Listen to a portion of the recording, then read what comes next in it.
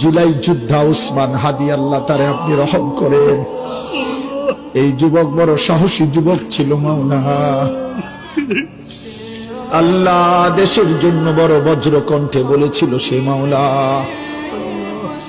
আল্লাহ আপনি তারে ফিরায়া দেন, আপনি তারে ফিরায়া দেন, আপনি তারে ফিরায়া দেন।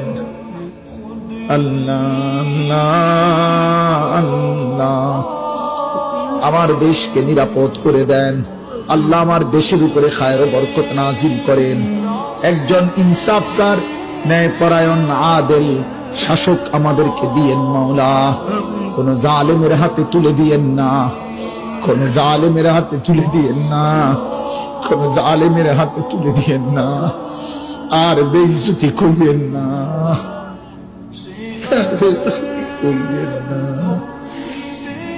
ইজ্জত নিয়ে বাঁচতে চাই, কোরআন বুকে বাঁচতে চাই, সেজদা দিয়ে বাঁচতে চাই, আপনারে রেখে বাঁচতে চাই, বিবি বাচ্চাকে ঈমান আমলের উপরে রেখে যেতে চাই।